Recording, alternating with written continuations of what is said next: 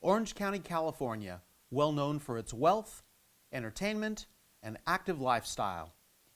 And its first city, Anaheim, well known for being the home of the Angels, who play in the beautiful Big A, Anaheim Stadium. And right across the freeway, the magnificent Honda Center, where the Ducks play. And of course, Disneyland, internationally known as the happiest place on earth. Not as well known about Anaheim and its neighboring Orange County cities is the extreme poverty experienced by many who live here. Poverty that invites gang violence, drug use, human trafficking, and other related cycles of desperate living conditions. The sad reality is that children growing up in these circumstances are first victims and then perpetuators of this cycle. Without clear alternative healthy choices, adolescents in these at-risk communities are likely to adopt similar life patterns. I've had students that had to live in a park setting because they didn't have a place to go each night, or they've lived in shelters. You cannot learn unless you are at peace within yourself, unless you have a supportive environment. You can't give a kid some hard math to learn when the kid doesn't have lunch, when the kid doesn't have a friend to confide with, when the kid is scared. We do have a gang problem in Anaheim, we acknowledge that.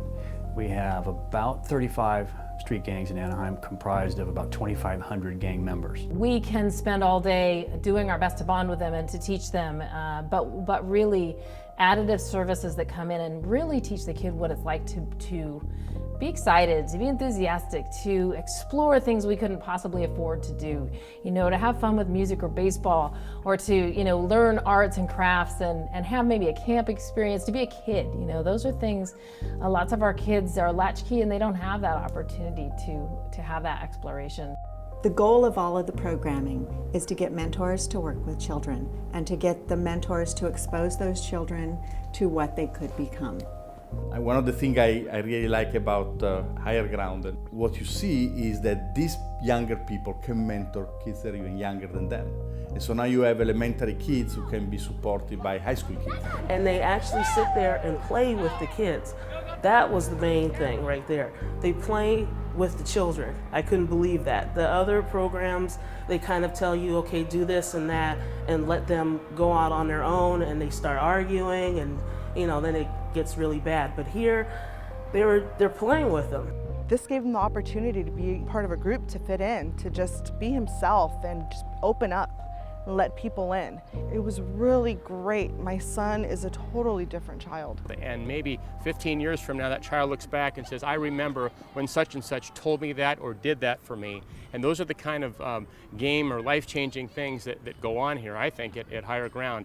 And without that, I think it's just another after-school daycare program that goes on all over the country. I think it's got that extra component of you are filling that need with that child or that group of kids that maybe nobody else in the whole wide world has ever filled for them. Currently, we have hundreds of kids involved in sports, educational, and recreational activities. So to keep up with this incredible growth, we've purchased modulars and placed them on the south side of the park. And what we're doing with them is really special. Our first one is our clubhouse, furnished by the National Baseball Hall of Fame in Cooperstown, New York. The second is our Creative Learning Center. Here we engage our kids with art, music, and several creative activities. The third is our Family Resource Center, where we offer education and support to the parents in this community. The fourth is our Food Distribution Center, including our kitchen and administrative offices. And lastly, our digital arts and video studio. You can either treat the symptoms, or you can stimulate the city to heal itself. And I believe that has something to do with kindness. And so watching Higher Ground, it really is watching kindness in action. It's contagious. They need outlets, they need productive outlets, they need sports, they need activities, they need to just expand their horizons away from just the streets that they live on. So I really love that the programs about prevention. There are lots of juvenile diversion programs around. Nobody that I know is doing such holistic work.